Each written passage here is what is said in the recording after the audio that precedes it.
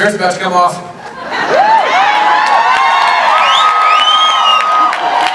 Just wait.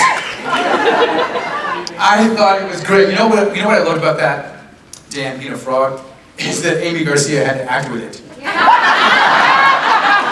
And to watch her be so serious and talk and have these scenes with a frog just made me chuckle. It's good. Thank you. Next question. Hi, Kevin. My name's Elizabeth. I just wanted to tell you I love the evolution between, from start to finish of Dan and how you portrayed him. And I absolutely cried every time I watched the final scene where you say goodbye to your daughter. How did you and Scarlett prepare for that scene? Because it's so emotional for me as someone who's lost my father, and I really could put myself in Trixie's shoes in that moment, and it hits me in the soul every time. Yeah, and it did for all of us. I think it wasn't just me feeling it, it wasn't just her feeling it. The beauty of it was that we all felt it. And there's a lot of emotions that go on with a scene like that, especially at that point in the season where we can feel an inevitable end for all these characters. We know that it's coming. So, it's somber, it's sad, but it's also full of great, wonderful memories of what we did and what we had. But Scarlett is such a fantastic, talented young lady. And I don't know where that came from for her. She had to have experienced something to be able to tap into that level of emotion, which I applaud because it's not easy to do. And it was very somber. It wasn't something that we talked about. It wasn't something that we prepped together on how we're going to do the scene. Because in those moments, you want it to feel as honest as possible. So we don't talk about it before our loved one dies. We don't get that opportunity a lot of times, right? We just have to deal with it, and I think that's how we handle it. This is going to happen. I know it's going to happen in the story. Let's see what happens after it happens. Thank you. We love you. Hey, how you doing? How you doing? I'm doing good. How you doing? I'm alright. Sitting up here, talking to you people, doing my thing. My name's Charlie, and I got 2 questions. First question, if you had the chance and if it was possible for the opportunity, would you do a series, if Kurt Sutter came to you, would you do a series as Alvarez's son's upbringing in Sons of Anarchy? Yeah. Enough said. Yeah, Kurt Sutter's a badass, dude. Everything he touches is rock and roll gold. I'd love to be part of that family. And the second question is, this show, Sons of Anarchy, everything you've done in Lucifer, they've inspired me to be an actor and writer, voice acting specifically, and I'm almost done with school with that actually. And the question is, what advice would you give to rising actors or people in acting school to actually, either get confidence or to never give up on themselves? Just that. Never give up on yourself.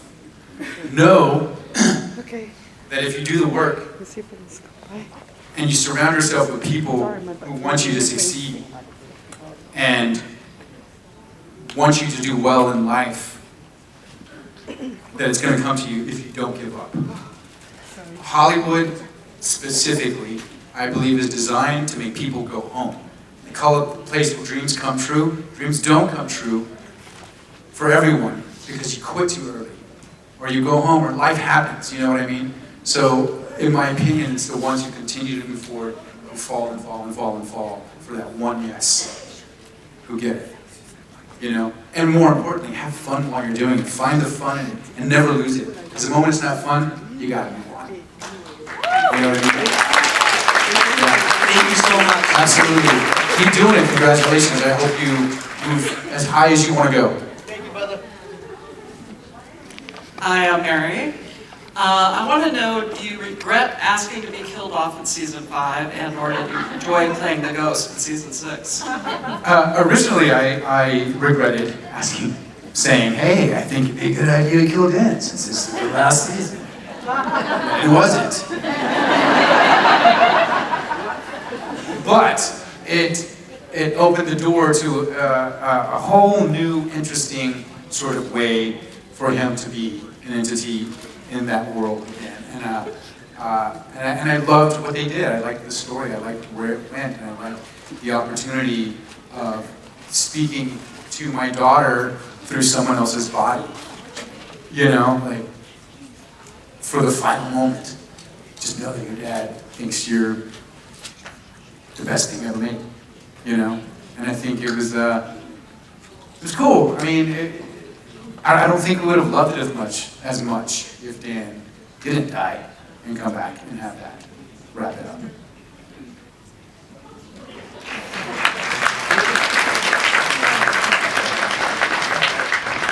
Hi, I'm Jamie. And I had a question, it's kind of a technical question. At the end of season 4, there's a dance number, and Dan comes running across the room, and Lucifer picks him up like Dirty Dancing style. Was that Kate Assist, or did he really lift you up over his head?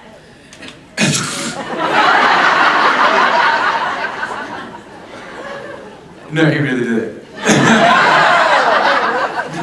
No. I was attached to harnesses. So this whole like body thing that they had to green screen out, or they had to paint out.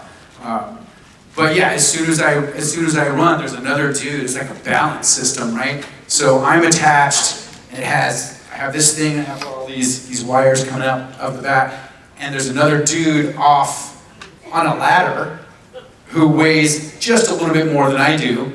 And so when I run, he jumps off the ladder and like pulls the rope down so that I can come up and do my mission. Thank you. Movie magic, baby. Movie magic. Hi Kevin, What's up? I'm Ipia. In the whole series, my favorite scene, funniest scene is when you meet God. Like, the best scene ever. And it cracks me Because up. my head blew up? Not that one, like, it's That like when moment? not that one, like when Lucifer says to my dad, and it's like, oh, you like lay down on your knees, like that one. So my question is like, how did that scene come about? Anything you can share about it, the behind the scenes, the funny moments around that? Well, yeah, I mean, what do you do if you meet God? You know? I don't know. So it just felt natural for me to go on one knee and be like, thank you.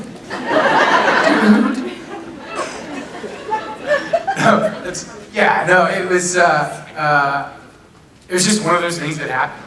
You know, I think they scripted part of that, and then, you know, what I loved about being on this show is like they're open to ideas, right? So, and everyone gets to, oh, this would be funny. Lauren is really good at that. You know what would be funny here is if you did this. Oh, that's a good idea. I'm going to do that and say it was my idea. Damn, I'm a genius. It's a cool question. But yeah, it was partly scripted and partly me just like being a bumbling idiot. Like right now. Amazing, thank you. Hello. I was just wondering, you were talking about pranks earlier, so I wanted to know what was the craziest or funnest prank that was ever pulled on you, or that you ever pulled on a castmate? I just talked about this earlier.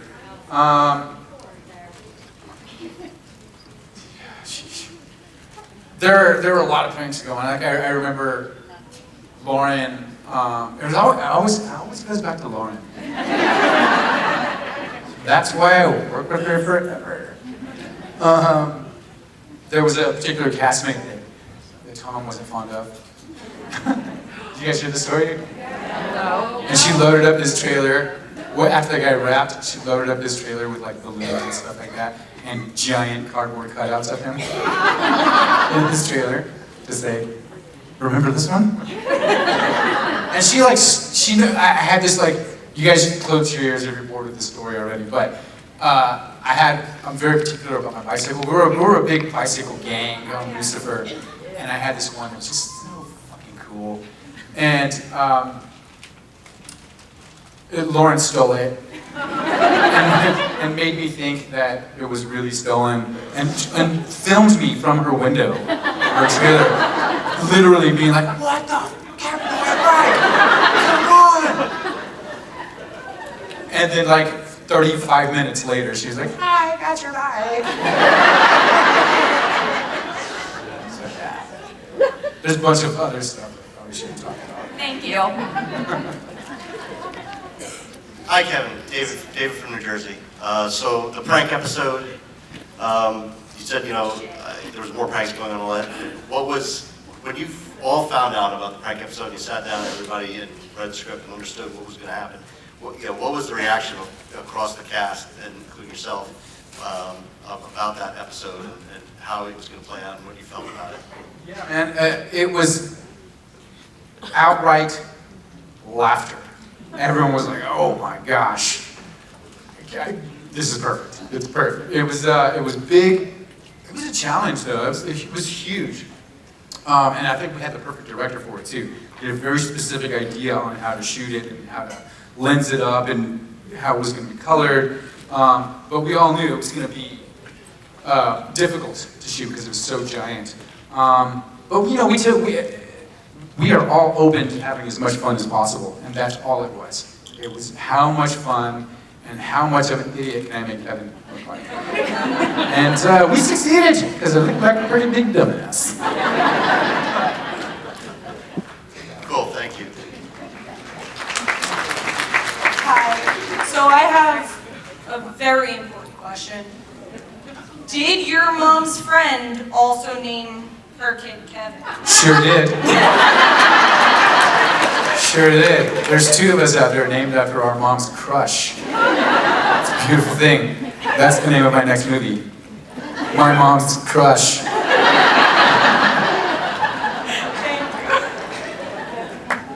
Hi Kevin, my name is Danny, and we all know and love you as Detective Douche.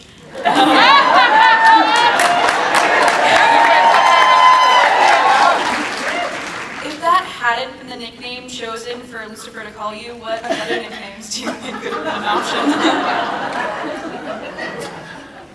Detective Handsome. Would have been nice.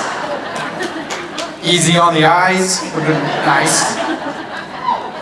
No, I've said this before, but the moment I heard Tom say that in the read for the first time, I literally went hands down, thought to myself, went home, talked to my wife, was like, it's gonna fucking stick. It's gonna stick, I know it. And sure enough, thank you!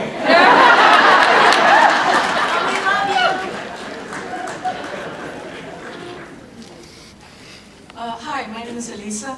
I'm doing a job for the Ministry of Culture in El Salvador about their history. I'm sorry, you're doing a job for what? The Ministry of Culture of El Salvador. Oh, okay. And so the people down there, the staff at the National Library, my friends at the National Palace, and all my family and all my friends, they're watching Lucifer. And of course, they think you are, I think the translation in English would be hot. Because I'm a firefighter? But, No. the question they wanted me to ask since I was coming is that they noticed that when Lucifer, the episode where he gets shot in the leg, there's a guanaco truck, which guanacos are Salvadorians, right? And then there's one episode where the victims and the murderers are also from El Salvador, remember? And so they wanted to know, that was kind of like, was that because there's like a connection with El Salvador there behind, with the writers of the sets? And the second question they want to know is, do you like pupusas? I love pupusas. And I don't know what they were thinking when they wrote all about the El Salvadors. That's a Joe and Hildy question. All I know is like, we read it, and I was like, okay, I'll do it. I'll say that.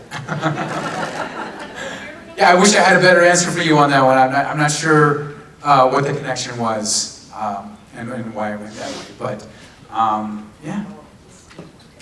Well, since you like pupusas, you show up in El Salvador, everybody will take you out. I'm on it.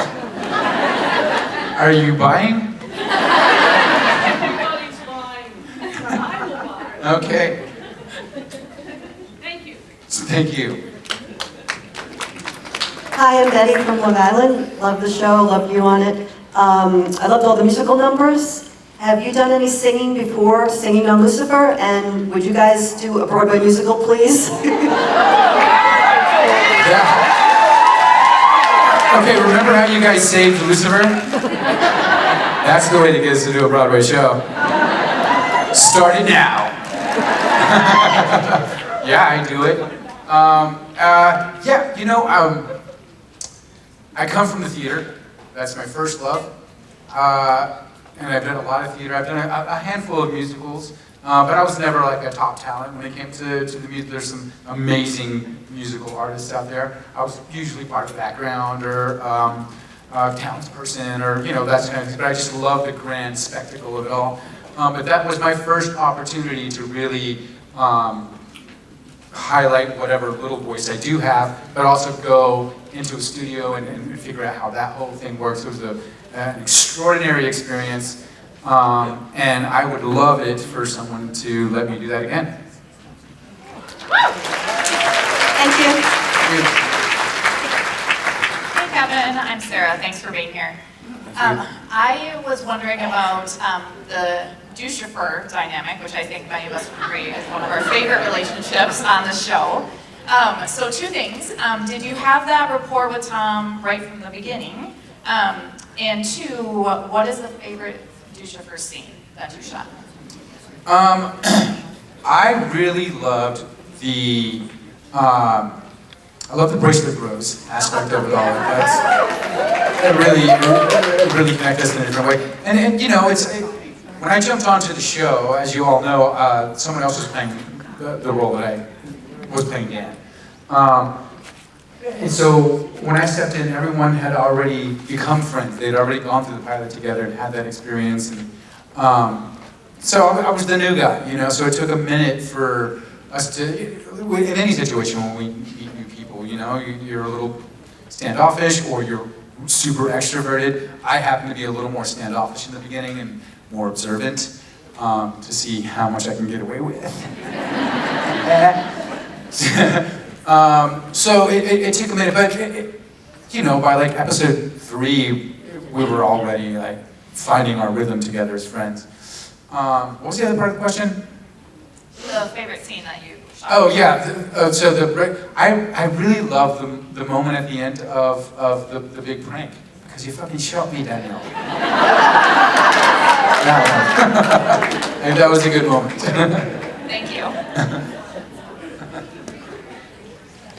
Hi, my name's Mary. First of all, I love your character on the show.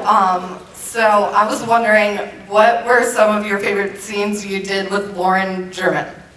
Every scene I did with Lauren was really great. But I think my favorite was the first time I got to kiss her. I was such a gentleman. She was like, all right, mint, gum. I'm gonna do this. It's gonna be so romantic and it's gonna be beautiful. Go in there and I kiss her, and the director comes up, and he's this big Viking guy named Eagleson. And he walks up to me and he goes, have you kissed her like that the whole time? And every take? Yeah, I did. That's the way a woman kisses. What? He goes, no. For this one, you walk up to her and you grab her, kiss her, hold her face all sweet. Okay, I'm not a Viking. I'm Mexican, I'm puro love, man. And that's how I kiss. So that was probably my favorite.